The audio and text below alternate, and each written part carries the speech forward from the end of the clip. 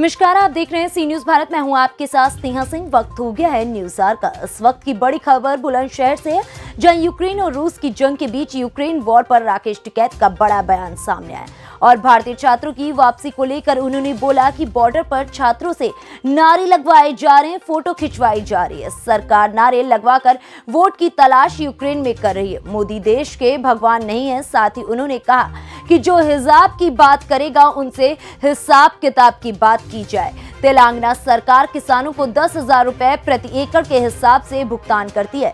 यही पॉलिसी देश में लागू होनी चाहिए। भारतीय किसान यूनियन के राष्ट्रीय प्रवक्ता राकेश टिकैत ने केंद्र सरकार पर वादा खिलाफी का आरोप भी लगाया। आइए आपको दिखाते हैं कि राकेश टिकैत ने क्या कुछ और कहा है। और जो दिल्ली में भी आंदोलन हुआ उसमें भी बड़ा सहयोग यहाँ के लोगों का भी रहा, बुलंदशहर का सारे आम लोगों का रहा और पूरी प्रेस मीडिया का रहा। आपने समय समय पे साथ दिया सारी मीडिया ने। दिल्ली में जो समझौते हुए थे भारत सरकार उस पर आ नहीं रही। और दूसरी चीज़ है कि देश को ये भी बताना चाहते हैं कि एक लिखत पढ़त में वैसे समझौता हुआ, हमको 22 जनवरी 2021 के बाद में सरकार नहीं मिली। जैसे मेल पर नहीं होता ऑनलाइन पढ़ाई चल रही, तो ऑनलाइन ही समझौते उनसे हुए। एमएसपी गारंटी कानून देश में बने, वो एक बड़ा सवाल हमारा है। अभी उस पर कमेटी भी नहीं बनाई। हम पूरे देश भर में इन इशू को लेकर जा रहे हैं।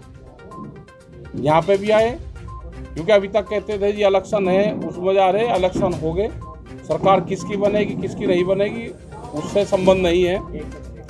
लेकिन ये है कि बहुत से हमारे सवाल हैं। जैसे यहाँ पे गन्ने की बेल्ट है, आलू की बेल्ट है, तो जो फसलें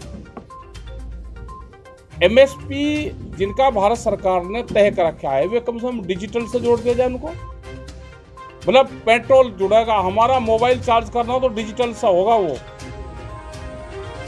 लेकिन गन्ने का भुगतान या दूसरे भुगतान वो एक साल में होंगे। तो एक तो हमारी बड़ी डिमांड ये रहेगी कि जो गन्ना और हमारी फसलें हैं वो 11-11, 13-13 महीने में भुगतान ना हो उनका, वो ऑनलाइन हो जाए, वो हमारा ऑनलाइन हो। दूसरा, उस पे जो एमएसपी पे जो कानून बनाने वाली बात थी वो सरकार ने नहीं बनाई। हम साउथ से शुरू कर रहे हैं, हम कर्नाटक, तमिलनाडु उधर जा रहे हैं, राजस्थान में जा रहे हैं। हमें किसी सरकार का और नहीं है कि वहाँ पे किसकी सरकार है, यहाँ पे किसकी है। जहाँ पे भी किसान विरोधी पॉलिसी होगी हम वहाँ पे जाएंगे। राजस्थान में किसी किसान की जमीन नीलाम करी तो हम वहाँ पे भी गए। हरियाणा में भी जा रहे, पंजाब भी जाएंगे और उत्तर प्रदेश में भी, सब जगह हम जाएंगे। सरकारों को काम करना पड़ेगा। सरकार हर जगह वोट तलाश कर रही है। अभी यूक्रेन का जो मामला है उसमें भी आदमी निकाल नहीं रहे वहां से बच्चों को, जो अपने आप आ रहे बॉर्डर से, जो खुले बॉर्डर है वहां से लेकर आ रहे, उनके साथ फोटो खिंचवा के देश की जनता को ये कर रहे हैं कि भाई हम लेकर आ रहे। मतलब हर रोज उनको दिखाना है, चर्चा मंत्री उनके लग रहे। तो इस तरह से तो काम चलने वाला है नहीं। या तो आ जाओ, नहीं तो पर्चे दर्ज है। क्या जो ईडी है, क्या ये थाने हैं, ये इनके सेहत पर काम कर रहे हैं? क्या उनकी अपनी कोई सोच नहीं रही है? क्या देश में आईपीसी और जितनी भी जो धाराएं हैं या संविधान का यहाँ पे मजाक उड़ाया जा रहा है? लेकिन साहब 10 तारीख के बाद कोई कह रहा है गर्मी निकाल दी जाएगी, कोई कह रहा है सर्दी उतार दी जाएगी। इस तरह की इस तरह की जो भाषाएं का इस्तेमाल हो रहा है, तो किसी उसको जो उच्च पद पर बैठे हुए उनको शोभा नहीं देता। तो इनमें फिर उनमें कोई फर्क नहीं रहा। ये सरकारी गुंडागर्दी है और सरकारी गुंडागर्दी देश में नहीं चलेगी।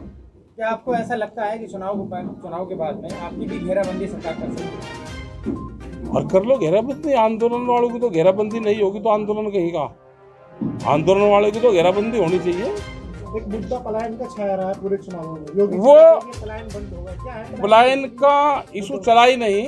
वो वहां से कराने से और वहां से चलता है मुजफ्फरनगर से। जिन स्टेडियम में ये मैच होते थे वहां की जनता ने वो स्टेडियम तोड़ दिए, लेकिन उन्होंने ये देश में जहाँ कारोबार हो रहा है, ये सरकार ऐसी है उन कारोबारों को ख़त्म करती है। कर्नाटक में, बेंगलोर में आईटी सेक्टर का बड़ा एक हब है और वहाँ पे करीब करीब 3 लाख करोड़ रुपए का व्यापार वहाँ से होता है। वहाँ पे कई लाख बच्चे वहाँ पे नौकरी करते हैं।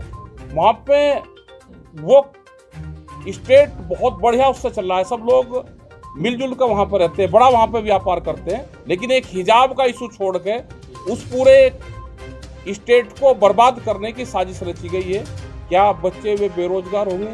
क्या जो आपस में तालमेल है उसको जोड़ने में कितना समय लगेगा? नहीं, ये कहते हैं कैरान और मुजफ्फरनगर से लगातार पलायन हो रहा है। मेन मुद्दा कैरान और मुजफ्फरनगर है। भाई मुझे एक बात बता दो, आप जितने यहाँ पर हो पत्रकार, आप बुलंदशहर से हो, मुझे जन्म बता दो बुलंदशहर में किसका हुआ? आपका हुआ होगा तो आपके पिताजी का नहीं हुआ। पलायन तो सबने करा। अगर मशीनरी नहीं चलेगी तो प्रोडक्शन देगी नहीं। पलायन एक विकास का आधार है, विकास प्लान से ही शुरू होता है। खौफ से प्लान है। कोई नहीं हुआ खौफ से प्लान। जिनका वे बार बार बताते हैं वो तो व्यापार कर रहे हैं। वहाँ एक गाजियाबाद में रह रहा है, एक भाई रुड़की में रह रहा है, बड़े व्यापार कर रहे हैं। योगी जी कहते हैं कि भारतीय किसान यूनियन किसानों को बरगला रही है और उन्हें भगाया जा रहा है। हम तो किसानों को पूरा लाभ दे रही है। अच्छा, आप उनके लाभ कैसे दे रहे हैं? वहाँ भुगतान तो करने का हो नहीं, लाभ कैसे दे रहे हैं? ना आलू के रेट बढ़े और ना गेहूं का रेट मिल रहा। C2 प्लस मंत्री वो कहते हैं कि उत्तर प्रदेश में सबसे ज्यादा भुगतान बुलंदशहर से सी न्यूज संवाददाता नितिन की रिपोर्ट। फिलहाल इस खबर में बस इतना ही। देश दुनिया की ऐसी तमाम खबरों को देखने के लिए बने रहें सी न्यूज भारत के साथ।